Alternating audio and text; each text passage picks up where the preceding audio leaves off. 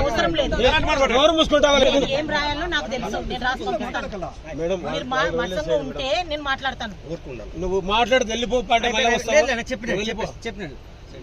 Madam చెప్పేది విను. దీనికి సంబంధించినది మీటింగ్ పెట్టింటారు. ఈ గ్రామానికి పలానా చేస్తాము మేము అనేది ఖచ్చితంగా రాసి వింటారు.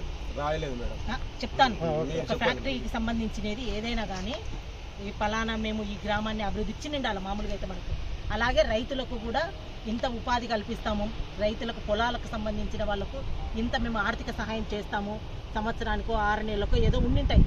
సో ఈ సంబంధించినవి ఏవి కూడా వాళ్ళు ఓరల్గా నాకు చెప్తున్నారు. పేపర్ మీద నాకు చూపించాలి. పేపర్ మీద ఏం చూపిస్తారో నేను పేపర్ మీద వాళ్ళ నుండి తీసుకుంటాను. వాళ్ళు GM లేరన్నారు. నేను రేపు ఈవినింగ్ లోపల నాకు తెచ్చేయమని నేను అడుగుతున్నాను. వాళ్ళ నుండి అవి తీసుకుంటాను. సో అలాగే రైతులుగా మీరు ఏం మాట్లాడుతున్నారు, మీ దగ్గర నుండి మీ సమస్య ఏమనేది మీ దగ్గర నుండి స్టేట్మెంట్ తీసుకుంటాను. ఇక్కడితో అయిపోదు. గ్రామానికి వస్తాం. గ్రామంలో కూడా మనకు పబ్లిక్ ఉన్నారు. సో పబ్లిక్కు వీళ్ళు ఏమి అక్కడ అభివృద్ధి చేసినారు, పబ్లిక్లో ఉన్న ఒపీనియన్ ఏంటి, అవి తీసుకుంటాము. వీటన్నిటిని బేస్ చేసుకొని నా రిపోర్టు గ్రౌండ్ లెవెల్ రిపోర్ట్ అంటాం మేము. సో ఈ రిపోర్టు నేను కలెక్టర్ గారికి పంపిస్తాను. ఈ పొల్యూషన్ పర్మిషన్ ఎంత ఇచ్చినారు, ఎన్ని యూనిట్ల వరకు వాళ్ళు చేసుకోవడానికి పర్మిషన్ ఇచ్చినారు, వాళ్ళు ఎంత ఎక్కువ వాడుతున్నారు, దానివల్ల కాలుష్యం ఏ విధంగా వస్తుంది అనేది పొల్యూషన్కి సంబంధించిన డిపార్ట్మెంట్ సపరేట్ ఉంటుంది, వాళ్ళు చేస్తారు. వీటన్నిటిని బేస్ చేసుకొని కలెక్టర్ గారు నిర్ణయం తీసుకుంటారు. సో ఇది నేను మీతో మాట్లాడాలని వచ్చినాను. ఏ ఆఫీసర్ అయినా వచ్చినా దయచేసి ఇట్లా మాట్లాడొద్దండి. సమస్య ఏంది సాల్వ్ చేయాలని మీరు నన్నేం పిలవలేదు, రమ్మని పిలవలేదు. సో మా వాళ్ళేమి మీరు రండి మేడం అని మా వాళ్ళు అడగలేదు. బట్ నేను ఎందుకు వచ్చినాను, ఒక ఆడామనైనా నేను ఎందుకు వచ్చినాను, ఇంత దూరం వచ్చి నాకు ఆదేశాలు కూడా రాలేదు. నేను వచ్చినాను.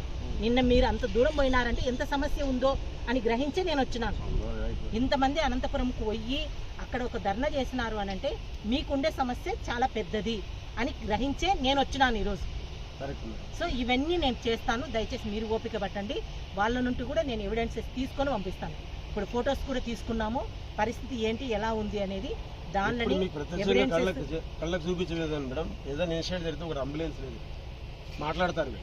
ఎమర్జెన్సీ కిట్ లేదు, అక్కడ మెడికల్ కిట్ లేదు, మాట్లాడతారు. అన్ని చేసుకుంటాం.